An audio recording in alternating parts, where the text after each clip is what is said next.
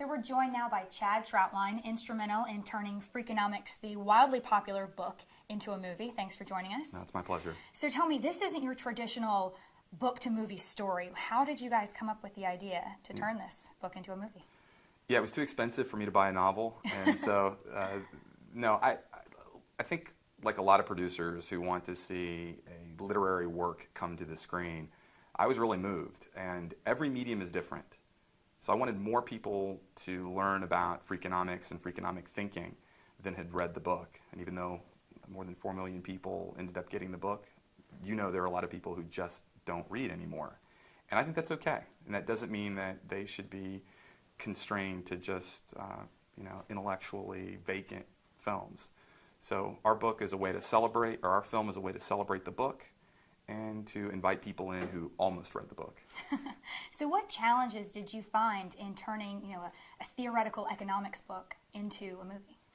From the very beginning, we wanted to do two things that could have been at odds with one another, and that is make it completely accessible, a truly entertaining film, while at the same time not dumbing down any of the material. So we wanted to be academically and intellectually honest to what Steve Levitt and Stephen Dubner created, but draw in as many people as we could. So to do that, we knew we had to make it really engaging and really entertaining. And so those were some of the challenges. And also, this is a different kind of film. Rather than using a single director, we used different directors to take on challenging and controversial material from the book. So in a way, it's like 5 films in one. There are 4 distinct segments, and then a 5th segment directed by Seth Gordon, who weaves together all of the other 4 segments.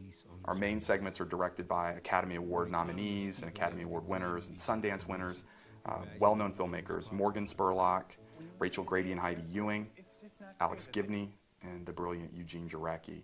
And so one of the challenges was, can we put together something that has different chefs and still create a wonderful, delicious, harmonious meal? And I think we have. And this movie will be in theaters soon, but before that, you released it on iTunes. Why did you make that choice? That was Apple. We wanted to do something interesting with our platform release. And so for the first time in history, a film was released in the iTunes store before its theatrical release. And we were just fortunate that they thought we would be the right fit. I'm platform agnostic.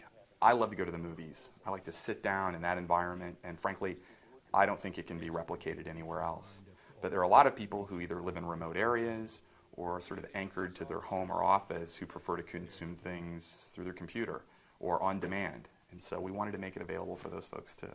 So after that iTunes release, you did do screenings in 10 major cities, but there was a unique idea in play here, the pay what you want experience, where you let patrons pay anything from $1 to $100. A penny. A penny. As little as a penny to $100. To $100, inspired by an idea from the book.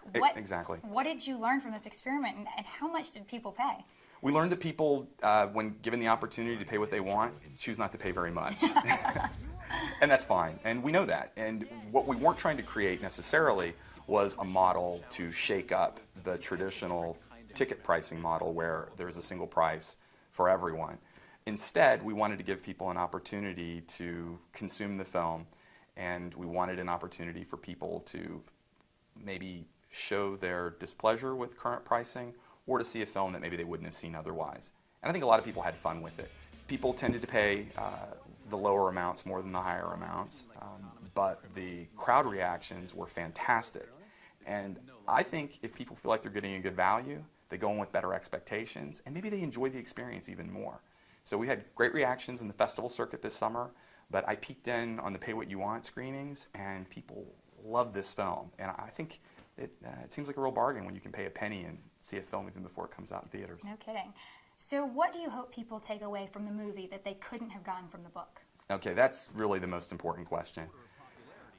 This isn't an obviously cause-oriented film, but it is to me. I think if you look at the kind of approach that Stephen Levitt has taken to sociological phenomena and apply it to your everyday life, you can make better decisions. That's why I wanted more people to learn about Freakonomics. I think if you're a parent, you can become a better one. If you own a business like I do, I think you can learn things in Freakonomics that will help you be a better business person. I think our policymakers could learn a lot from Freakonomics and helping design programs that will be more effective maybe than some of the ones we have now. So I think in that way it's an extremely important book, and I really wanted people to have the opportunity to learn about it in this way. So those were my three goals. I wanted to make a film that had a financial return so I could make more. I wanted a film that stood alone creatively so people could look back and judge it just as an artistic piece of work and be pleased with it. And three, I still want as many people as possible to learn about the great work that Steve Levitt and Stephen Dubner did in Freakonomics. Great. Well, Chad Troutwine, thanks so much for joining us, and best of luck with Freakonomics. Thank you.